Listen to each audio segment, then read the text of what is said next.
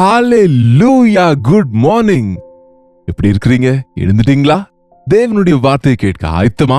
வாங்க ஒரு சிறிய ஜெபம். பரிசுத்தரே, அன்புள்ள தகப்பனே, உமக்கு நன்றி ஆண்டவரே. உம்மை துதிக்கிறோம். எங்களை உயிரோடு காத்ததற்காக துதிக்கிறோம். உம்முடைய வார்த்தைகளை தியானிக்கிற பாக்கியத்தை தந்ததற்காக துதிக்கிறோம். வசனத்தின்படியாக வாழவும் ஆசீர்வதிக்கப்படவும் எங்கள் ஒவ்வொருவருக்கும் உதவி செய்யும்படி இயேசுவின் நாமத்திலே ஜெபிக்கிறோம் பிதாவே, ஆமென்.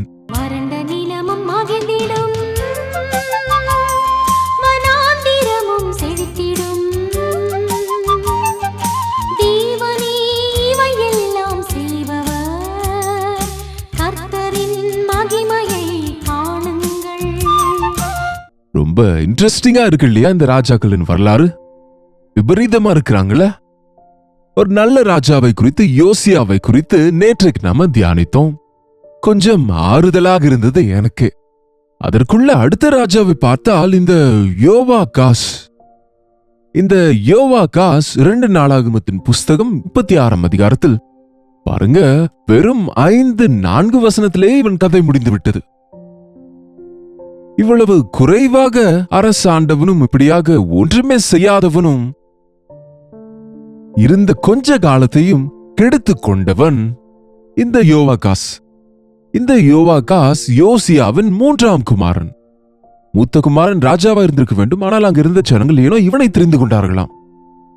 பாருங்க, இவனுக்கு இல்லாத பாக்கியத்தையும் தேவன் தந்த போதிலும் இவன் நன்றி இல்லாதவனா இருக்கிறான். இந்த யோவாகாஸ் என்றால் அர்த்தம் என்ன தெரியுமா? கர்த்தர் பிடித்துக் கொள்ளுவார், ஆண்டவருனை கரம் பிடித்து நடத்துவார் என்று அந்த ஜனங்கள் ஒருவேளை இந்த யோவாகாசை, இந்த வாலிபனை தேவன் கரம் பிடித்து நடத்துவார், இவன் நன்றாக ஆட்சி செய்வான், அவர்கள் தகப்பனை போல, அவர்கள் தாத்தா போல அல்ல என்று நினைத்தார்கள். ஆனால் பாருங்கள், அவனுடைய தகப்பன் செய்த தவறுகளை பார்த்து அதே தவறுகளை செய்தான் என்று முந்தைய நாளிலே ஆமோனை குறித்து பார்த்தோம்.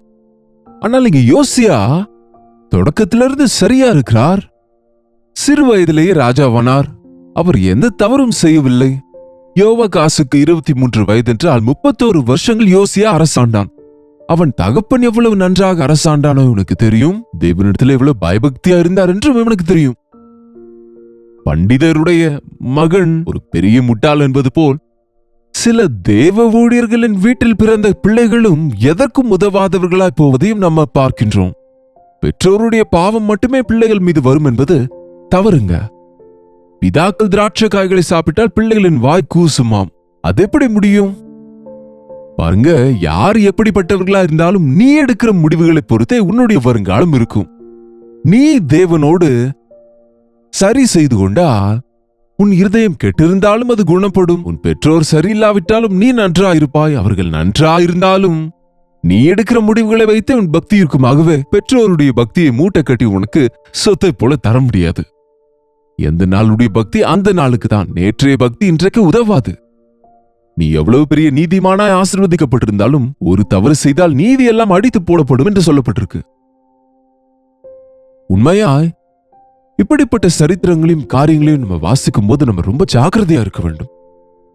இந்த யோவாகாஸ் 23 வயது இருக்கும் போது ராஜாவான பிறகு 3 மாதங்கள் மட்டுமே அரசாண்டான். அந்த 3 மாதத்தில் கூட தேவனுடைய கரத்தை பிடித்துக் கொள்வதற்கு பதில் உலகத்தை பிடித்துக் கொண்டான். இவன் என்ன பிடித்துக் கொண்டானோ தெரியாது. கலங்காதே, திகைக்காதே, உன் கரத்தை பிடித்து உன்னை நடத்துவேன் என்ற ஆண்டவர் நமக்கு இருந்தால் நாம் எதற்குங்க இவங்களுடைய கரங்களை பிடித்துக் கொள்வோம்? யாருடைய உதவியோ நாடுவோம்? மனுஷருடைய உதவி வீணுங்க. உன் கரத்தை பிடித்து நடத்துகிற ஆண்டவர் உனக்கு இருக்கிறார்.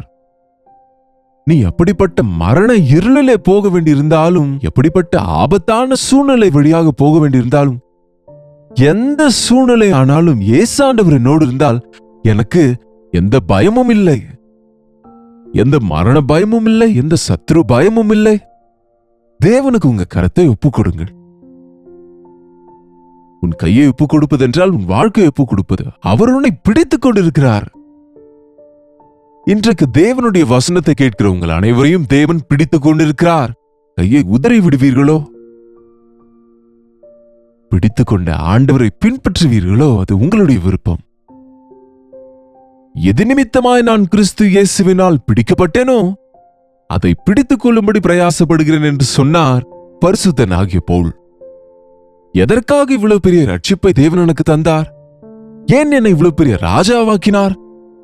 என்னை எதற்கு தேவ ஊழியர்களின் வீட்டில் பிறக்க வைத்தார்? என்னை ஏன் இந்த ஆலயத்தில் வைத்தார்? எனக்கு எதற்கு இவ்வளவு பெரிய ரட்சிப்பை தந்தார்? எனக்கு ஏன் இவ்வளவு பெரிய பாக்கியத்தை தந்தார் என்று எப்பொழுதாவது தேவனுக்கு நன்றி செலுத்தினீங்களா? அவர் சித்தத்தை அறிய முயற்சித்தீர்களா? நாம பாருங்க, அநேக நேரம் தேவன் நம்மை பிடித்துக் கொண்டால் நமக்கு கஷ்டமா இருக்கும். நாமே அவரை பிடித்துக் கொள்ளுவோம். எப்பொழுது பிடிப்போம்? உங்களுக்கு கஷ்டம் வரும்போது, பயம் வரும்போது, ஆண்டவரே வாங்க என்ன பிடித்துக் கொள்ளுங்க என்று சொல்லுவோம். நம்ம பிள்ளைங்களை வெளியே கூட்டிட்டு போகும்போது பிள்ளைங்க கிரௌட்ல மிஸ் ஆயிடுவாங்களோ என்று கூட்டமா இருக்கிற இடத்துல பெற்றோர்கள் பிடித்துக் கொண்டு போவாங்க. ஏதாவது திருவிழா போகும்போது, அல்ல இந்த காலத்துல ட்ரேட் ஃபேர்ல, அல்லது ஜனங்கள் அதிகமா இருக்கிற இடத்துக்கு போகும்போது பிள்ளைகளை ஜாக்கிரதையா கைப்பிடித்துக் கொண்டால் பிள்ளைகள் என்ன செய்வாங்க தெரியுமா? அவங்க கையை உதறி விட்டு அவங்க நம்முடைய கையை பிடித்துக் கொள்வாங்க. நாம் அவர்கள் கையை பிடித்துக் கொண்டால் அவங்க எடுத்து விட்டு அவங்க நம்ம கையை பிடித்துக் கொள்வாங்க. டிஃபரன்ஸ் தெரியுமாங்க? நாம அவங்க கரத்தை பிடித்திருந்தால் நம்ம அங்கும் இங்கும் போக விட மாட்டோம், நம்முடைய வழியில நடத்துவோம். அவங்க நம்முடைய கையை பிடித்துக் கொண்டால் வேண்டிய போது பிடித்துக் கொள்ளலாம், வேண்டாம் என்றால் விட்டுவிட்டு ஐஸ்கிரீம்கோ பொம்மைக்கோ இன்னொன்றுக்கோ போய்விடலாம். இன்றைக்கு ஆண்டவருக்கு அவர் கரத்துக்கு உங்க கரத்தை கொடுத்தீர்களா? அவர் உங்களை பிடித்திருக்கிறாரா? அல்லது நீங்க அப்பப்ப அவரை பிடித்துக் கொள்கிறீர்களா? ஆபத்துங்க.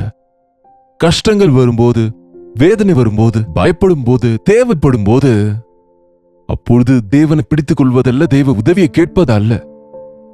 அவர் என்னை நடத்த வேண்டும், எனக்கு உதவி செய்பவர் அவரே, என் துணை அவரே, எனக்கு அவருடைய துணை வேண்டும். என்னை கைவிடாதேயும், என்னை விட்டு விடாதேயும், உன்னை கைவிட மாட்டேன் என்று சொன்ன ஆண்டவர் நமக்கு இருக்கிறார். ஆனால் எனக்கு வேண்டாம், எனக்கு வேண்டிய போது மாத்திரம் வருகிறோம் என்கிறோம்.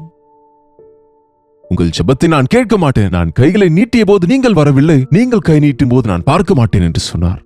என் வார்த்தையை கேட்பதில்லை, என் கடிந்து கொள்வதில்லை, கேட்டு திரும்பவில்லை. உங்கள் இஷ்டம் போல இருக்கிறீர்கள், கடைசியில் சிக்கலில் விழும்போது என்னை வேண்டுகிறீர்கள். நான் உங்கள் ஜெபத்தை கேட்க மாட்டேன் என்பது போல் இன்றைக்கு ஒரு சிலர் இப்படிப்பட்ட பரிதபிக்கப்பட்ட நிலைமைக்கு போகிறாங்க. 3 மாதத்திலேயே தேவ துணை இல்லாமல் வாழ்ந்ததினால் எகிப்தின் ராஜா இவனுக்கு விரோதமாய் படையெடுத்து வந்தபோது எந்தவித உதவியும் இவனுக்கு இல்லை, எப்படிப்பட்ட அனுபவமும் இல்லை. 23 years பாய், எந்த விதமான பெரியவர்களின் உதவியும் இல்லை, யார் துணையும் இல்லை, தேவனுடைய வசனம் இல்லை, நியாய பிரமாணம் இல்லை, தகப்பனின் மாதிரி இல்லை. நானே அரசாண்டு விடுவேன், நானே செய்து விடுவேன் என்று நினைத்தான். என்னாலேயே முடியும் என்று நினைத்தான். சிங்காசனம் ஏறின உடனே சிலருக்கு ஒரு வேலை கிடைச்சிட்டா, கொஞ்சம் பணம் கைக்கு வந்து விட்டால், ஒரு சின்ன ப்ரொமோஷன் வந்து விட்டால், அன்றைக்கு அந்த ஆமானை போல எப்படி உயர்த்திக் கொள்வாங்க பாருங்க. உயர்த்திக் கொள்கிறவன் தாழ்த்தப்படுவான், தாழ்த்திக் கொண்டால் உயர்த்தப்படுவார். ஏற்ற நேரத்தில் அவர் உங்களை உயர்த்தும்படியாக அவருடைய பலத்த கரத்திற்குள் அடங்கி இருங்கள் என்று வேதம் சொல்கிறது. அவருடைய கரம் கடினமானது அல்லங்க, என் நுகம் லேசானது, என்னுடைய சுமை லகுவானது என்று ஆண்டவர் சொல்லியிருக்கிறார். உலகத்திலே உன் இஷ்டம் போல வாழ்வது சுலபமா? உன்னை நேசித்து உன்னை நடத்துகிற ஆண்டவருடைய சித்தத்திலே நடப்பது, ஆண்டவரோடு நடப்பது சுலபமா என்றால், உன்னை நடத்துகிற ஆண்டவருடைய கையை பிடித்திருக்கும் போது உனக்கு எந்த கவலையும் பயமும் இருக்காதே. உன் சொந்த வழியில போகும்போது நீதான் சந்திக்க வேண்டும் இல்லையா? சத்துருவை சந்திக்கக்கூடிய தைரியம் உனக்கு இருக்கிறதா? பலம் உனக்கு இருக்கிறதா? துணை உனக்கு உள்ளதா? யார் இருக்கிறாங்க? எகிப்து ராஜா வந்து அவனை கைதியாக அவனை பிடித்துக் கொண்டு போய் அவர்களுக்கு அபராதத்தை போட்டு என்னங்க அவர்களை வரி செலுத்த வைத்தானாம். பின்பு அவனுடைய சகோதரனாகிய இன்னொருவனை, அவனுக்கு இஷ்டமானவனை அங்கே ராஜாவாக செய்து விட்டான். இந்த யோவாகாசை பிடித்துக் கொண்டு எகிப்து கொண்டு சென்று விட்டான். ராஜாவா சிங்காசனத்தில் அமர வேண்டியவன் அடிமையாக சங்கிலிகளால் கட்டப்பட்டு சிங்காசனம் அல்ல சிறையிலே கிடக்கிறான், அடிமைத்தனத்திலே கிடக்கிறான். தேவன் நம்மை சிங்காசனத்திலே உட்கார வைக்க விரும்பினால் நாமோ பாவத்துக்கு அடிமைத்தனம் செய்கிறோம், சாத்தானுக்கு அடிமைகளா இருக்கிறோம். எத்தனை பேர் இன்றைக்கு பாவம் செய்கிறவன் பாவத்திற்கு அடிமை என்று கர்த்தர் சொல்கிறார். பாவம் செய்கிறவன் அந்த பாவத்துக்கு அடிமையா இருக்கிறான். ஒரு ஸ்மோக்கிங்க விட முடியாதவர்கள், இந்த செல்போனுக்கு அடிக்ட் ஆகி அதுல இருந்து வெளியே வர முடியாதவர்கள், ஒரு ட்ரக் அடிக்ட் என்ன ஆகுறாங்க? You are becoming a slave. அடிமையாகி விடுகிறார்கள். அவர்களுக்கு அடிபணிந்து விட்டா அதிலிருந்து உனக்கு விடுதலை இல்லை. அப்படிப்பட்ட நிலைமையிலே உன்னை நீ அழித்துக் கொண்டிருக்கிறாய். குமாரன் உங்களை விடுதலை ஆக்கினால் நீங்கள் மெய்யாகவே விடுதலையாக்கப்படுவீர்கள். கைதிகளாவது சுலபமே, விடுதலை பெறுவதோ கஷ்டம். விடுவிக்கத்தான் ஆண்டவர் வந்தார். கட்டப்பட்டவர்களை விடுவிக்க மற்றும் சோர்ந்து போனவர்களை தூக்கி எடுக்க, பலவீனர்களை பலப்படுத்தவே, துக்கப்படுகிறவர்களை சந்தோஷமுடையவர்களாய் மாற்ற வந்த ஆண்டவரை வேண்டாம் என்று சொல்லி நீ யாரிடத்துல சென்று என்ன சம்பாதிக்க முடியும்? எங்க போக முடியுங்க? ஆண்டவருடைய கரத்தை விட்டுவிட்டு ஆவியானவரிடத்திலிருந்து நான் எங்கே ஓடி போவேன்? வானத்துக்கு போனால் அங்கும் இருக்கிறீர், பாதாளத்துக்கு போனால் அங்கும் இருக்கிறீர், பூமியின் கடையாந்திரத்தில் மறைந்து கொள்ள நினைத்தாலும் அங்கும் இருக்கிறீர், இருளும் உமக்கு இருளாக இல்லை என்று தாவீது சொன்னது போல் இன்றைக்கு தேவனை விட்டு விடுகிறவர்களுக்கு பாடுகள் அதிகரிக்கும் என்பதை மறந்து விடுகிறாங்க. தேவனுடைய உதவி இல்லாமல் நீ எதையோ சாதிக்கலாம் என்று நினைக்கிறாய். எதையும் சாதிக்க முடியாது. அந்த காலத்துல செக்கு இருக்கும். அதிலே செக்காட்டுகிற மாட்டிற்கு கண்ணு தெரியாமல் கண்களுக்கு ஒரு துணியை வைத்து கண்ணை கட்டி விடுவாங்க. அதை காலையிலிருந்து சாயங்காலம் வரை செக்கை சுற்றி ஓட விடுவார்கள். அது நினைத்துக் கொண்டிருக்குமாம், இன்றைக்கு எவ்வளவு தூரம் நான் நடந்திருக்கிறேன், எவ்வளவு பயணம் செய்தேன் என்று அங்கேதான் சுற்றி கொண்டிருக்கிறது. சாயங்காலம் கண்களை திறந்தால் அங்குதான் இருக்கு, ஆனால் எங்கோ போய் வந்தேன் என்று நினைக்கிறது. பிடிக்கப்பட்டவர்கள், கட்டப்பட்டவர்கள். அன்றைக்கு சிம்சோன் மாவாட்டும்படி பயன்படுத்தப்பட்டானாம். கர்த்தரால் கைவிடப்பட்டான். கர்த்தர் தன்னை கைவிட்டார் என்று அவன் அறியாமல் இருந்ததினால் அடிமையாகிவிட்டான்.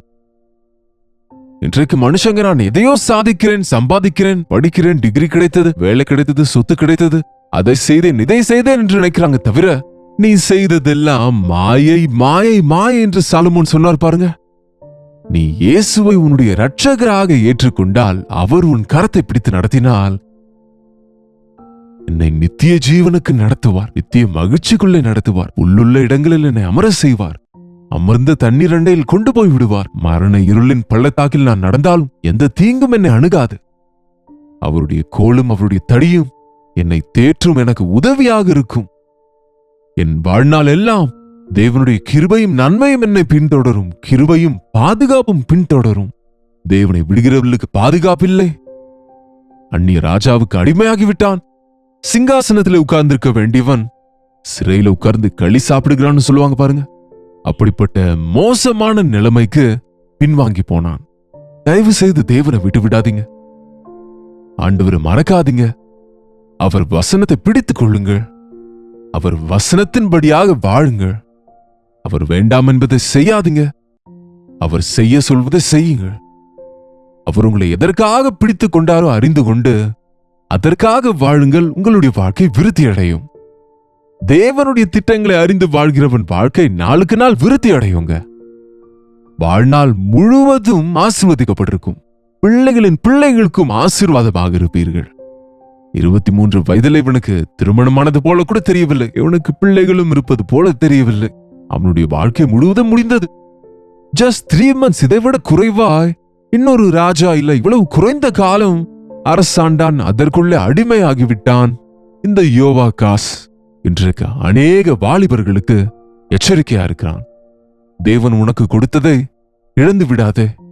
உனக்கு வேலை கொடுத்திருந்தால், உனக்கு ஆஸ்தியை கொடுத்திருந்தால், நல்ல குடும்பம் கொடுத்திருந்தால், உனக்கு நல்ல தாளந்து கொடுத்திருந்தால், அவைகளை அலட்சியப்படுத்தி இழந்து போகாதே.